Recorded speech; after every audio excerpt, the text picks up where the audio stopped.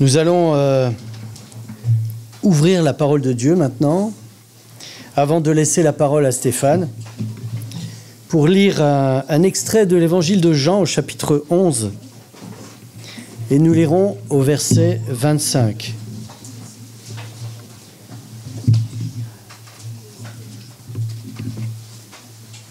Jean 11, au verset 25.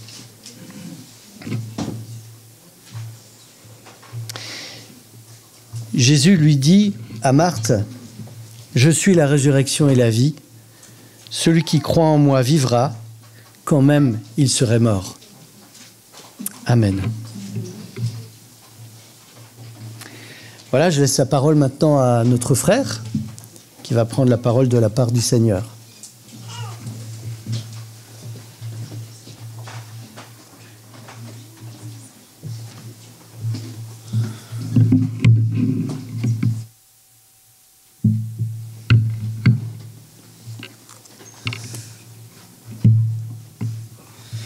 Eh bien, bonjour à tous. Alors, je vais allumer. Okay. Eh bien, je vous remercie pour votre accueil. Vous m'entendez bien ? Oui. Bien. C'est donc ma première fois ici à Épinal. Et je trouve que vous avez une bien belle chapelle, un beau bâtiment. C'est génial. Et je pense qu'on peut remercier le Seigneur pour ça, n'est-ce pas ? C'est donc pour moi un privilège de pouvoir rencontrer des membres, des églises, des nouvelles communautés. Et je suis vraiment ravi de vous voir. Et vous êtes aussi ravis de me voir, n'est-ce pas ? C'est ça, ok, d'accord. Ça marche. Bien, ce matin, je souhaite que nous puissions être totalement libérés de tout ce qui pourrait être un fardeau pour notre cœur. J'aime avoir ce temps chaque sabbat durant lequel je sais que les moments difficiles que j'ai pu vivre dans la semaine, je peux les mettre entre parenthèses et me concentrer sur ce que le Seigneur a à me dire. C'est d'ailleurs ce que Jésus nous dit dans Matthieu 11, au verset 28. « Venez à moi, vous tous qui êtes fatigués et chargés, et je vous donnerai du repos. Prenez mon joug sur vous et recevez mes instructions, car je suis doux et humble de cœur, et vous trouverez le repos pour vos âmes. Car mon joug est doux et mon fardeau léger. » Je vous invite à faire cette expérience ce matin, de manière spéciale. Inclinons la tête. Seigneur mon Dieu, je te remercie, car une fois de plus, nous avons la joie, le privilège de pouvoir déposer toutes choses à tes pieds. Nous réclamons ta paix, ton inspiration et ta présence. Tu n'es pas un Dieu virtuel, tu es bien réel, Seigneur. Et nous voulons que tu continues à l'être dans nos vies, maintenant et dans les jours à venir. Parle-nous ce matin, Seigneur, visite-nous, inspire-nous, et que toute gloire te revienne à toi seul, au nom de Jésus. Amen. Amen. Alors, je suis donc Stéphane, je suis le directeur de la jeunesse.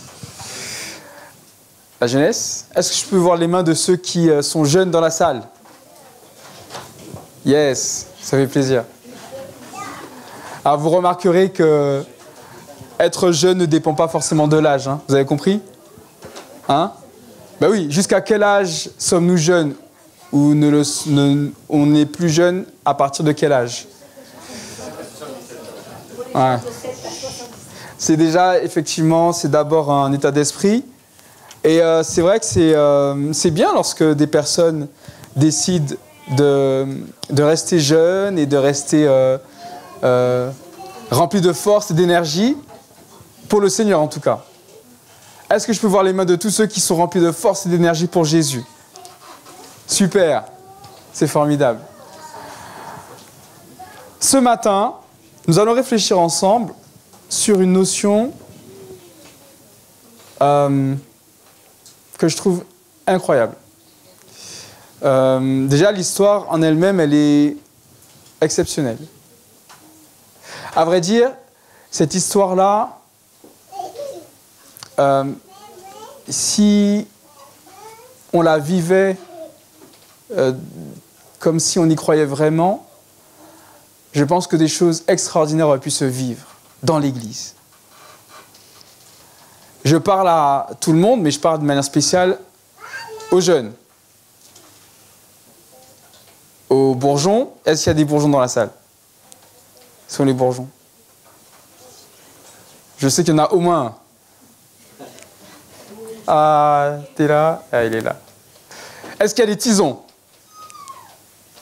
Ouais. Est-ce qu'il y a des explos? Ok, ah, ça fait plaisir. D'habitude, les explos, ils sont comme ça. Ok, d'accord, ça marche. Il y a des compagnons? Ok. Et les aînés? Bien. Ok, ça marche. Cette histoire, elle est enthousiasmante. Elle fait réfléchir. Et je trouve qu'elle est en parallèle, lorsqu'on la met en parallèle avec ces mots d'Ellen White, elle prend aussi beaucoup de sens. Je vous les lis.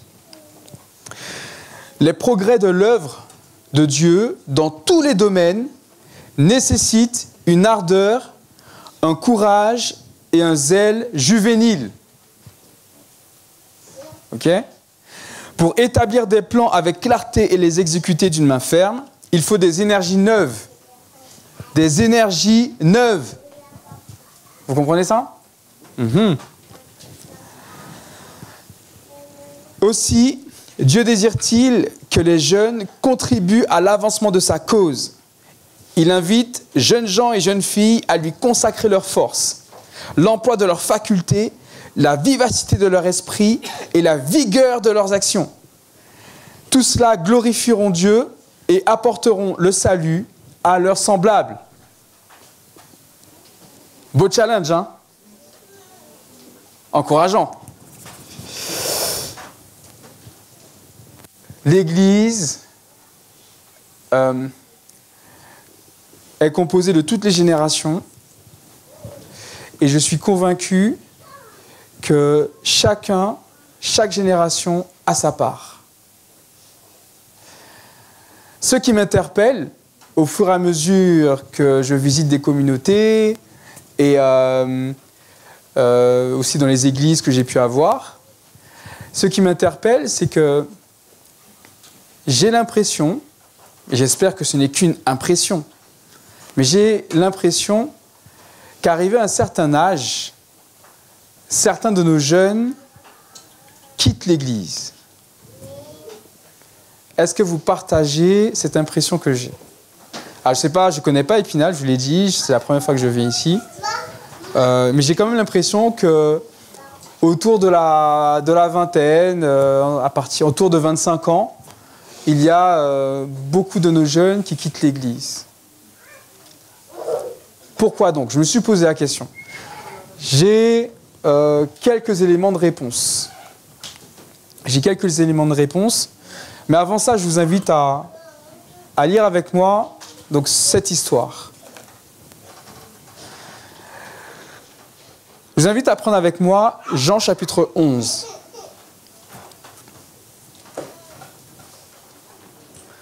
On va lire les versets 1 à 7. Pour commencer. Jean chapitre 11, versets 1 à 7.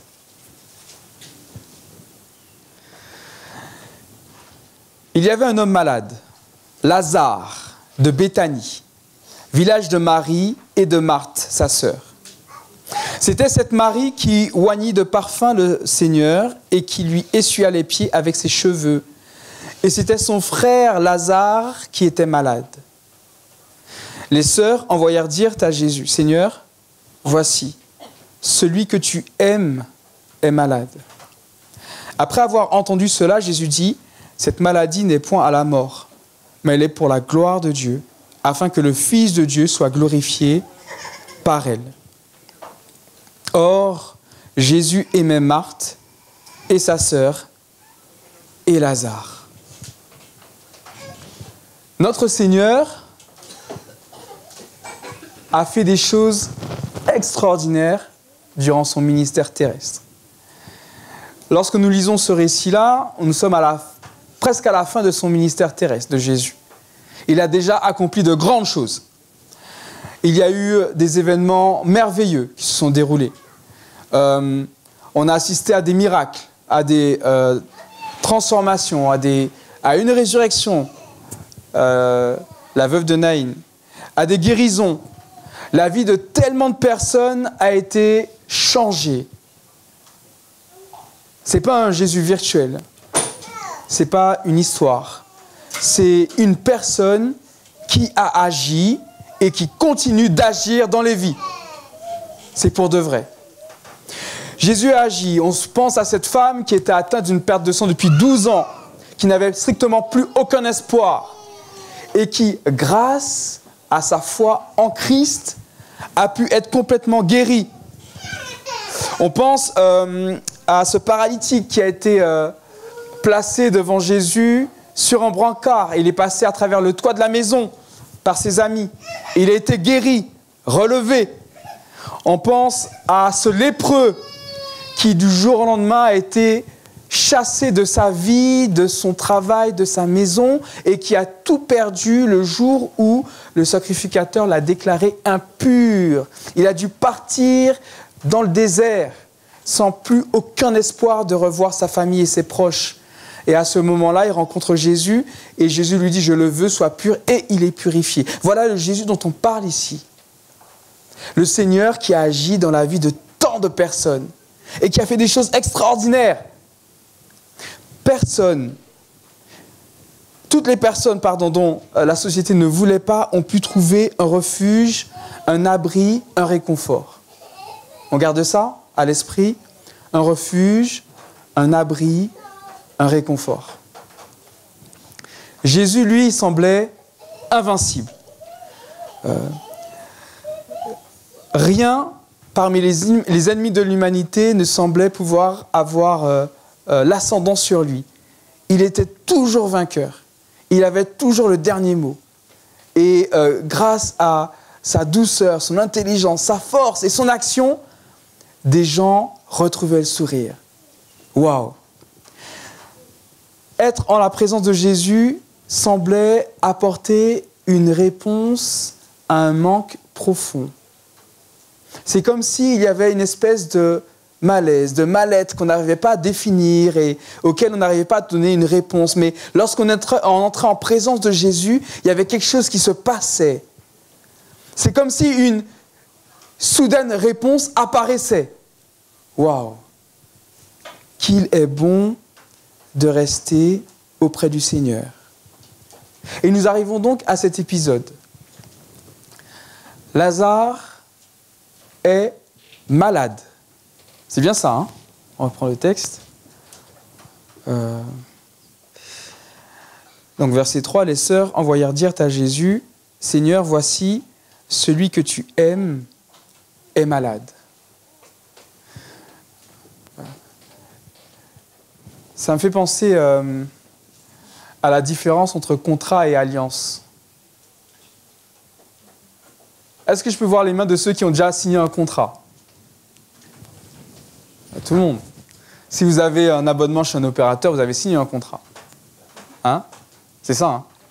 Un contrat, c'est un accord qu'on va écrire et qui va engager 2 ou plusieurs parties. OK?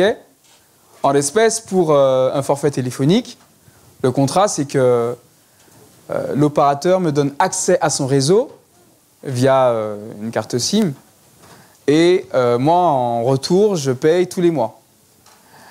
Si jamais je n'ai pas de réseau, je n'ai pas accès au réseau, je peux me retourner contre l'opérateur. Et si je ne paye pas tous les mois mon dû, l'opérateur peut se retourner contre moi. C'est un contrat. Quelle est la différence entre contrat et une alliance? Il y en a plein. La première, me semble-t-il, c'est que pour signer un contrat, il n'y a pas besoin d'être amoureux de la personne. Non, je ne suis pas tombé amoureux de Orange. Et pourtant, j'ai signé un contrat avec eux. Par contre, pour s'engager dans une alliance avec une personne, en tout cas une alliance biblique, c'est d'abord parce qu'il y a une relation amoureuse. C'est la raison pour laquelle le Seigneur a fait alliance avec nous.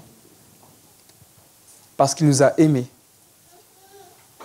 Et il s'est engagé à faire de nous, non pas des orphelins, mais des personnes qui appartiennent à une famille.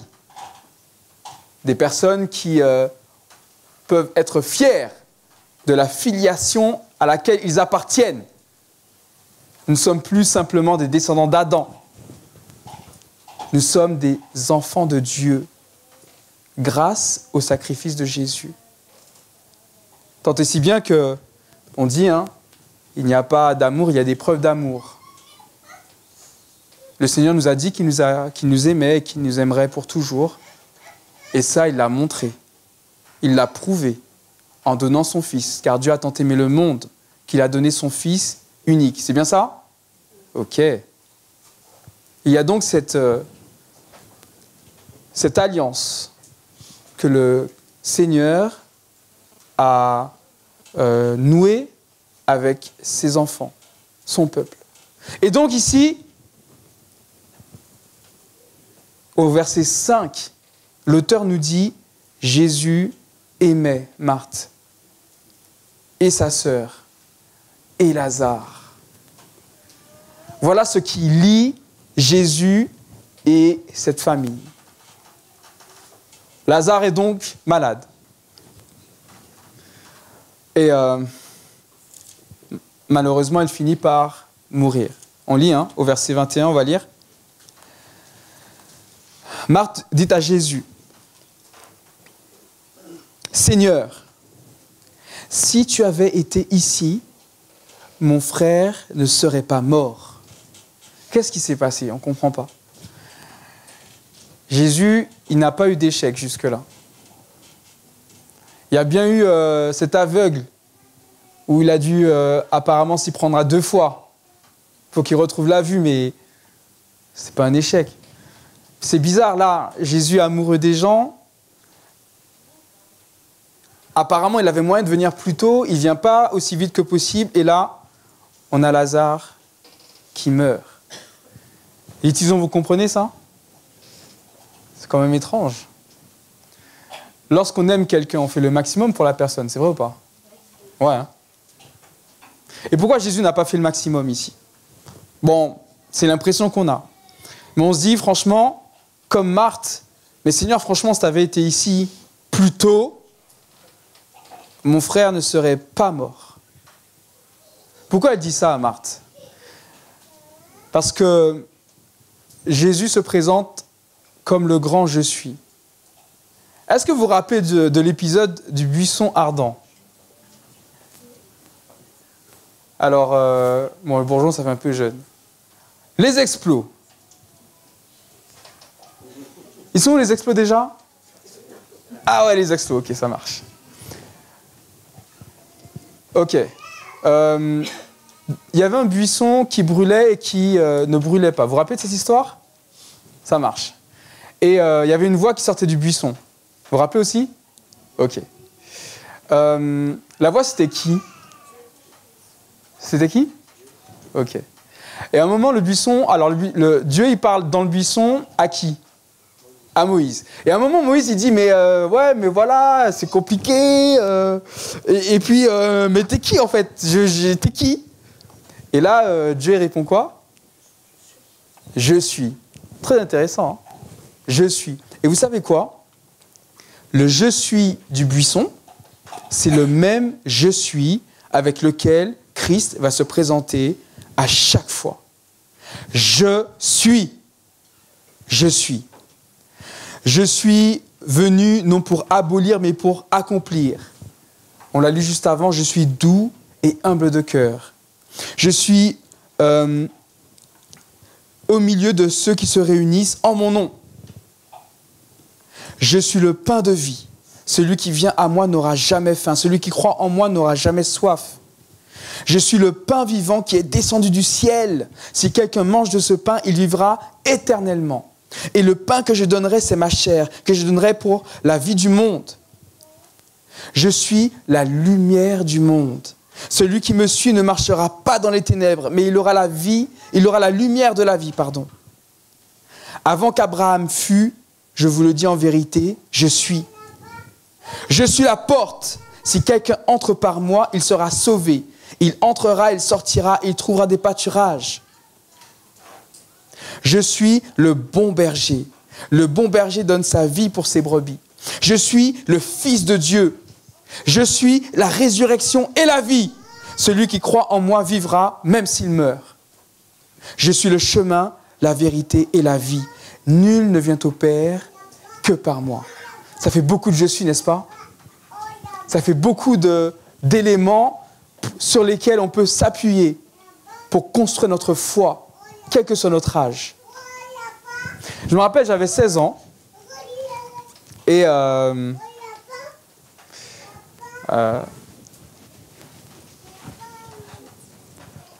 j'avais 16 ans. Qui a déjà eu 16 ans ici? Ok. Oh, je ne suis pas tout seul. Alors je me rappelle, j'avais 16 ans et j'étais sur mon lit, je regardais le plafond. Et en fait, comment vous expliquer ça? Alors à l'époque, ma mère, donc maintenant elle revient à l'église. Elle a été baptisée, elle a quitté l'église. Et donc à l'époque, on n'allait pas à l'église, parce que je vivais avec elle. Et donc je regarde le plafond, et je ne sais pas comment vous expliquer, il y a quelque chose qui... J'ai pas de problème d'argent, j'ai des copains, j'ai des copines, voilà, mais je sais pas, il manque quelque chose. J'essaie de trouver la réponse à ce mal-être. C'était pas vraiment un mal-être, genre j'avais mal au ventre, mais il manquait un truc. Et donc je regarde le plafond et je réfléchis. Parce que oui, ça se voit pas, mais j'ai réfléchi beaucoup. Et donc je regarde le plafond et je réfléchis et j'essaie de comprendre ce qui se passe et j'essaie de trouver des solutions. Alors bien sûr, j'entends les copains qui parlent. Hein. Il y avait, à l'époque, alors c'est peut-être encore le cas, hein, mais les jeunes, ils buvaient de l'alcool. Je ne sais pas si c'est toujours d'actualité. Oui, vous avez des copains qui boivent de l'alcool? Non, non. Bon, à l'époque, les copains que j'avais buvaient de l'alcool. Ah, c'est peut-être parce que j'étais au lycée. Quoique malheureusement, aujourd'hui, dès le collège, les gens boivent de l'alcool. Alors j'avais des copains qui buvaient de l'alcool et qui fumaient du cannabis. Et ça semblait apporter une espèce de... Voilà quoi, une étincelle dans leur vie, ça leur apportait quelque chose. Alors il y en avait d'autres, c'était les copines. Ils avaient beaucoup de copines et les copines avaient beaucoup de copains. Et puis pour les autres, et pour presque tout le monde, c'était la musique et les fêtes et les soirées et tout ça. Et tout le monde s'amusait bien et la vie était belle. Mais en fait, non, il manquait quelque chose. Et donc, je suis là et j'ai pas de solution. Le Seigneur m'a fait une grâce. Parce que lorsque je cherchais la solution, j'ai eu 2 pensées très brèves qui m'ont traversé l'esprit. 2 pensées très fortes. Vous savez, comme lorsqu'il y a un peu de brouhaha dans une salle et puis il y a quelqu'un qui crie très fort. Et après, tout le monde se tait. Ouais. 2 pensées. La première, pourquoi tu ne retournerais pas chez ta grand-mère? Et juste après, dans la minute, ça te permettrait de retourner à l'église. À l'église. Et là, j'ouvre mes yeux, j'écarquille mes yeux et je me dis, waouh, c'est vrai que je n'avais pas pensé à ça. Et si cette dimension spirituelle dans ma vie pouvait apporter quelque chose? Bon, j'y ai cru, en même temps, je me suis dit, j'attends de voir quand même. Si je suis là ce matin, c'est parce que j'ai essayé Jésus. Alors, ça ne s'est pas fait aussi vite que ça. Mais j'ai essayé Jésus. Et tous les « je suis » là, avec lesquels Jésus se présente, en fait, ça marche. Ça marche pas que pour les grands, hein, que pour les sœurs qui se réunissent dans les réunions de prière. Vous avez la réunion de prière ici? Ouais? En groupe? Ok. Et souvent dans la réunion de prière, en tout cas dans les églises où j'étais, dans la réunion de prière, il y avait beaucoup, on va dire, d'aînés. Il n'y avait pas beaucoup de jeunes. Pas beaucoup. Vous savez, la réunion de prière, c'est plus pour les aînés. Hein? Ok. Il y a plein de je suis là. Il y en a plein. C'est des promesses. C'est un engagement du Seigneur. Et on a Marthe qui nous dit, Seigneur, si tu avais été ici, mon frère ne serait pas mort. Alors en continuant, elle dit, mais maintenant même, je sais que tout ce que tu demanderas à Dieu, Dieu te l'accordera. Jésus lui dit, ton frère ressuscitera. Je sais, lui répondit Marthe, qu'il ressuscitera à la résurrection, au dernier jour. Verset 25. Jésus lui dit, je suis la résurrection et la vie. Celui qui croit en moi vivra, même s'il meurt. Et quiconque vit et croit en moi ne mourra jamais. Crois-tu cela? Cher Tison, crois-tu cela? Waouh! Explos, compagnons, est-ce que vous croyez cela, les amis? Celui qui croit en Jésus ne mourra jamais. C'est une promesse que vous devez saisir et faire vôtre. C'est votre promesse à vous. Pourquoi je vous dis ça? Je vais vous parler d'Océane.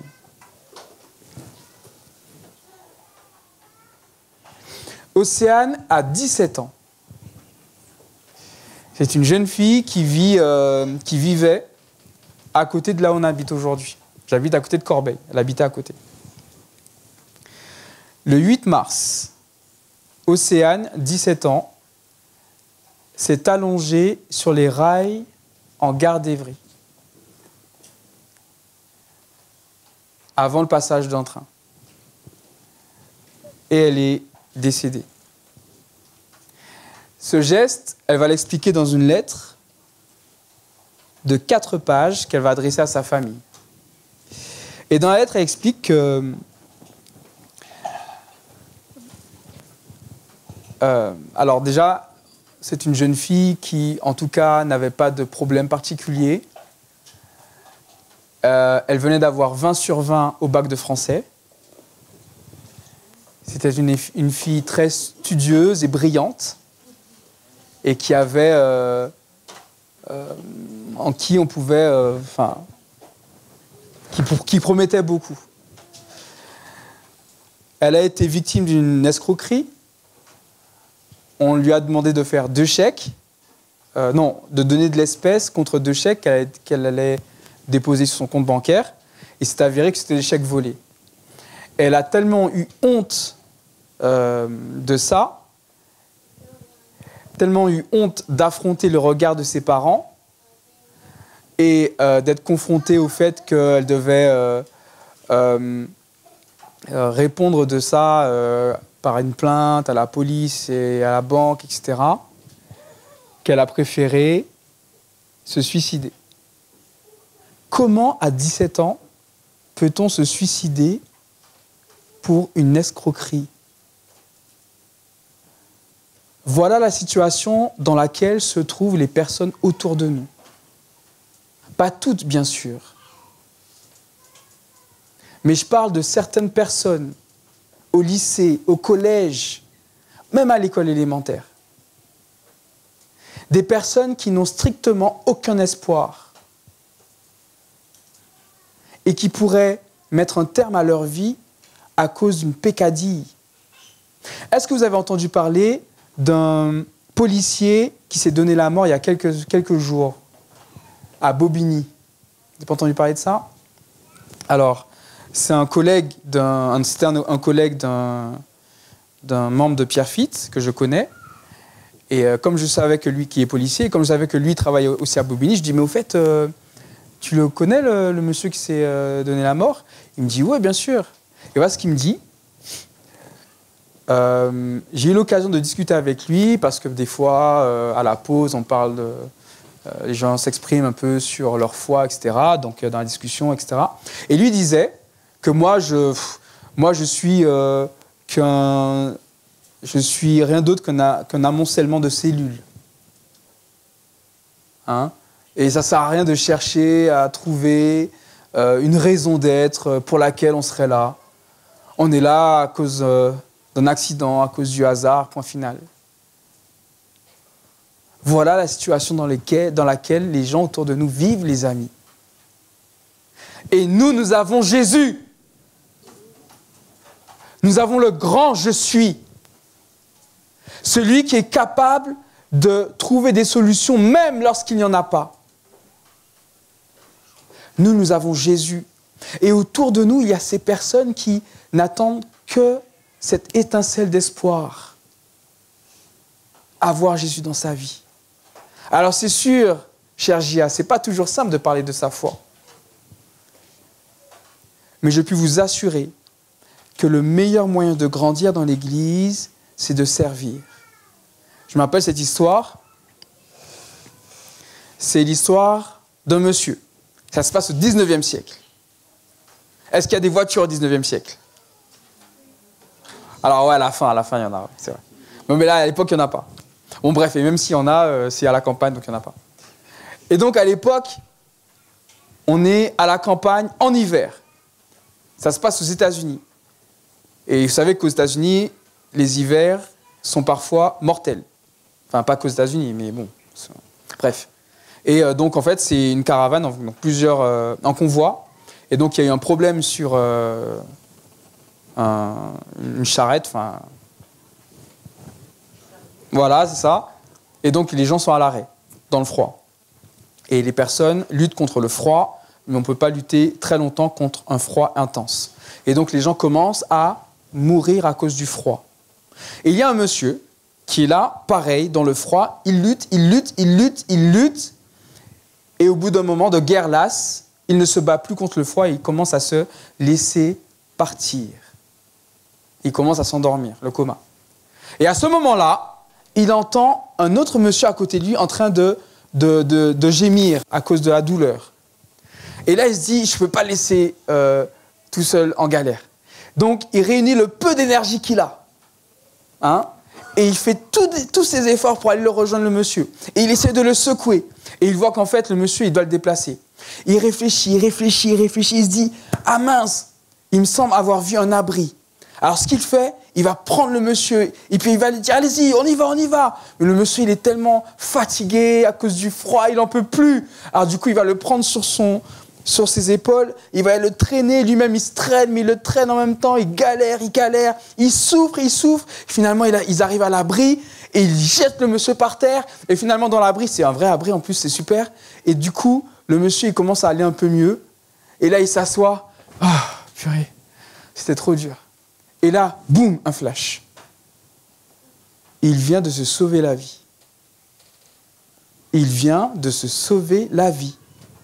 Parce qu'en faisant tous ses efforts pour sauver le monsieur, il a obligé son organisme à générer de l'énergie et à refaire circuler le sang là où le sang ne circulait plus.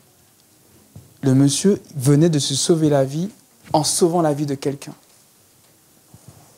Waouh! Cher Gia, il y a un message pour nous là. Maintenant, vous allez me dire, ouais, mais bon...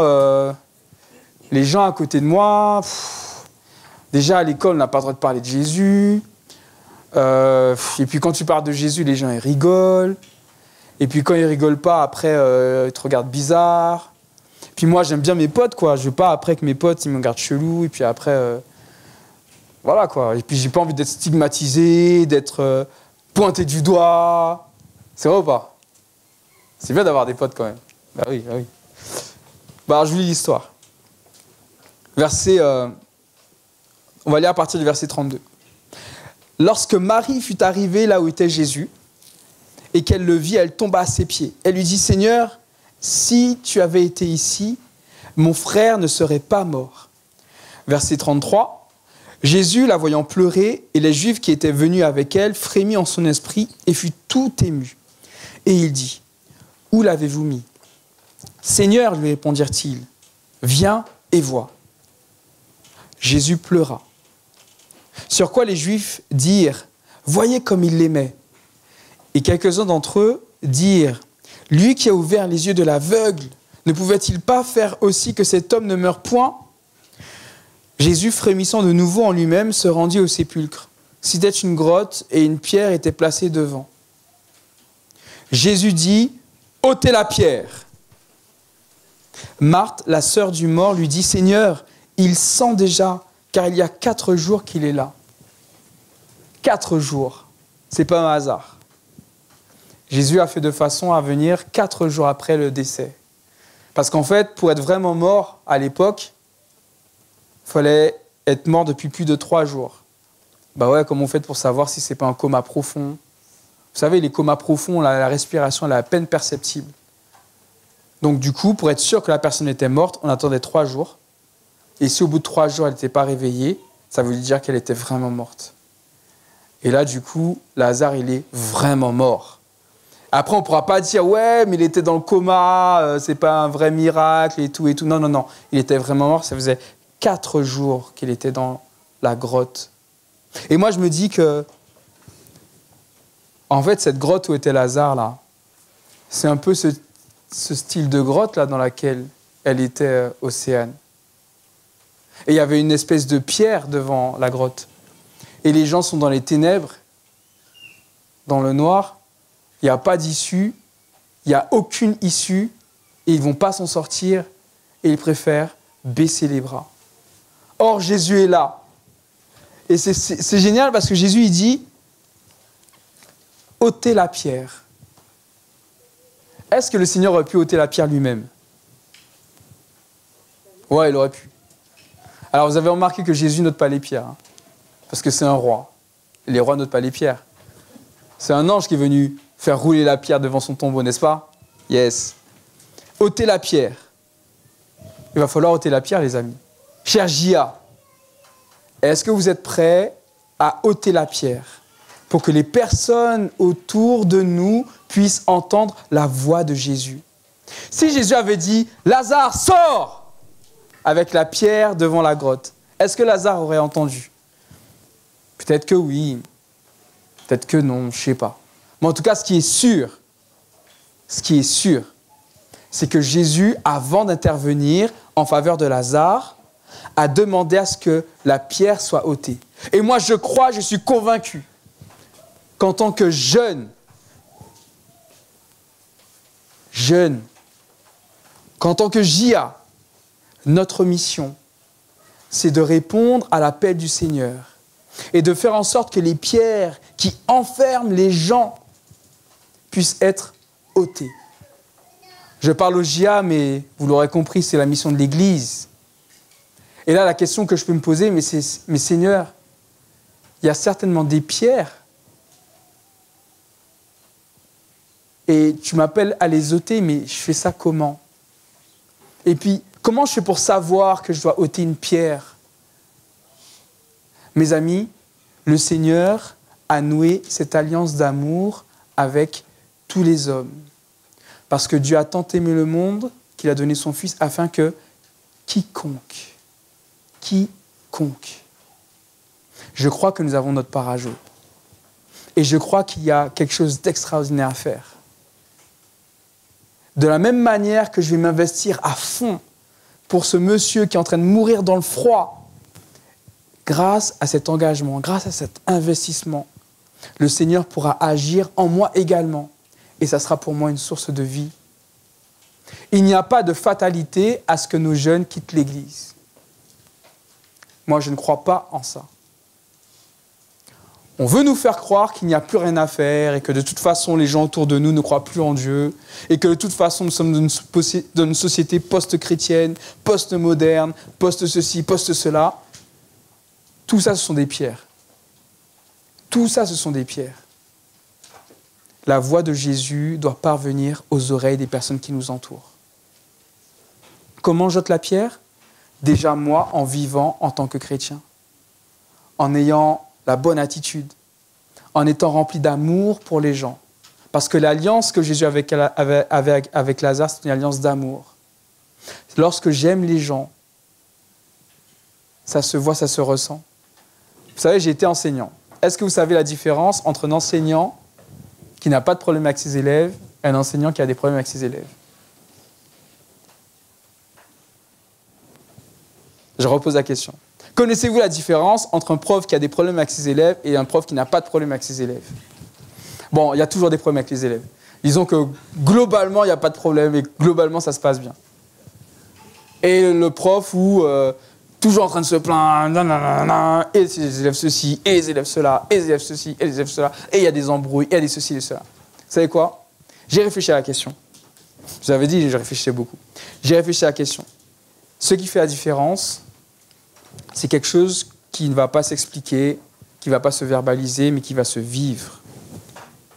Lorsqu'un prof s'investit pour ses élèves parce qu'il veut que ses élèves réussissent. Qu'ils soient bons ou pas bons, qu'ils soient charismatiques ou pas, ça se transmet et ça se sent. Et l'élève en face, même s'il habite à Boboche, vous savez ce que c'est Boboche? Oh ouais, c'est une ville, c'est Bobigny.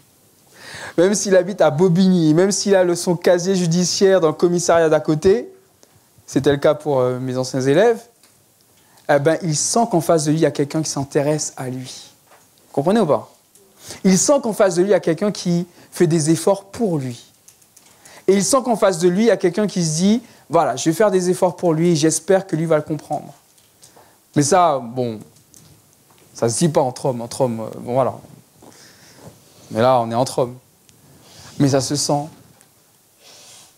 Et je vous confirme, lorsque vous manifestez, vous éprouvez de l'amour pour quelqu'un et que vous avez envie que la personne s'en sorte, même si la personne, elle est « ouais, laisse-moi tranquille, j'en ai marre, tu me saoules, et ceci et cela », au fond d'elle-même, elle ne peut pas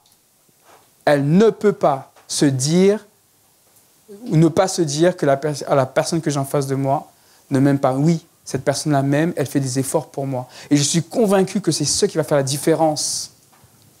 Et ce qui va permettre que toutes ces pierres autour de nous puissent voler en éclats.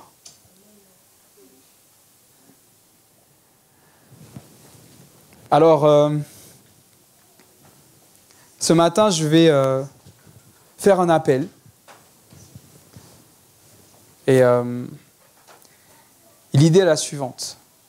Oui, bien sûr, il y a plein de choses qui nous dépassent et qu'on ne comprend pas et qu'on ne maîtrise pas. Mais le Seigneur ne nous appelle pas à maîtriser ou à contrôler ou à gérer. Le Seigneur nous appelle simplement à obéir. Ici, l'ordre, c'était ôter la pierre. Grâce à cet ordre exécuté, Lazare est sorti. Il a été ressuscité et il est sorti lui-même de la tombe. Et je suis convaincu qu'il y a tant de personnes qui sont peut-être mortes spirituellement et qui pourraient ressusciter spirituellement. L'appel que je lance, que je nous lance ce matin, c'est: est-ce que je suis d'accord? Suis-je d'accord pour essayer encore? Essayer d'ôter la pierre.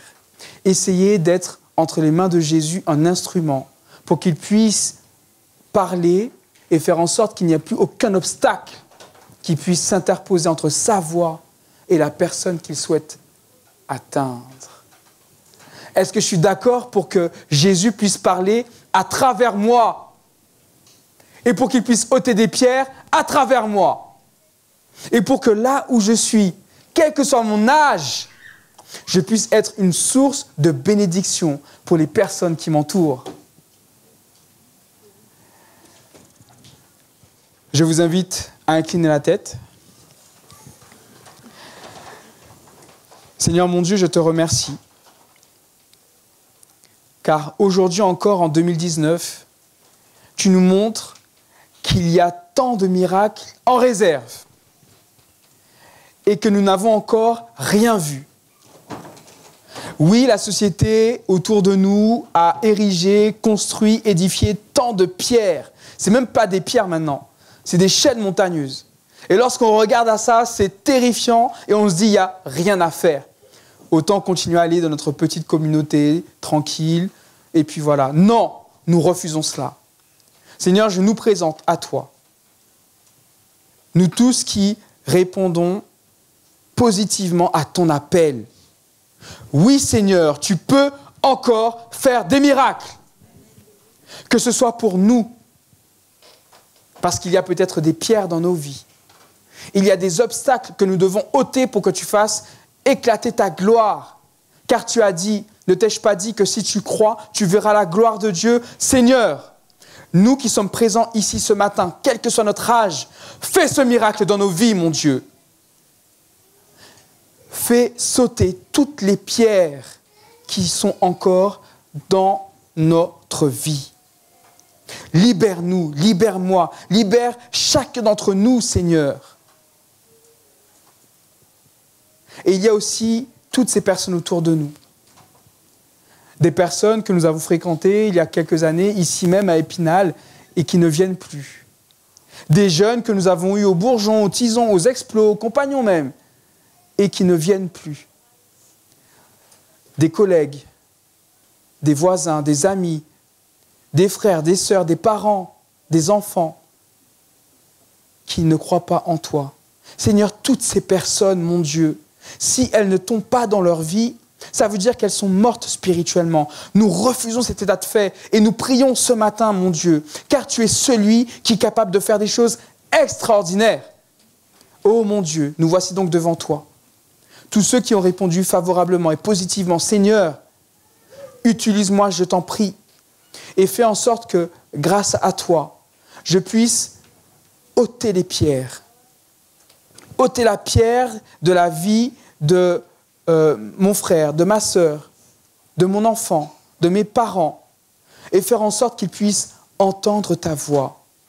Que tu puisses m'utiliser, Seigneur, et faire de moi un canal par lequel tu parleras. Que je sois rempli de cet amour qui t'unit à moi. Que cet amour qui t'unit à moi, je puisse en être rempli et que la personne autour de moi puisse ressentir son effet, son action, son œuvre. Seigneur, parle-nous à tous. Remotive-nous. Redonne-nous du courage, de l'envie. Seigneur, que nous puissions avoir un cœur qui déborde de courage. Parle-nous, Seigneur. Parle à chacun de nous ce matin. Oui, il y a des situations dans nos vies qui peuvent être difficiles. Mais au-delà de cela, oui, Seigneur, tu es le grand je suis. Et nous voulons que tous les je suis que tu as évoqués dans ta parole puissent être une réalité dans ma vie et dans nos vies. Seigneur, continue à m'inspirer et à me parler et à faire de moi celui qui va exécuter ton ordre, de sorte que tous ceux qui seront encore dans les ténèbres et vers lesquels tu m'enverras puissent accéder à la lumière et puissent entendre ta voix. Parle à nos cœurs, parle à mon cœur, et que toute la gloire, mon Dieu, te revienne à toi seul, au nom de Jésus. Amen. Amen.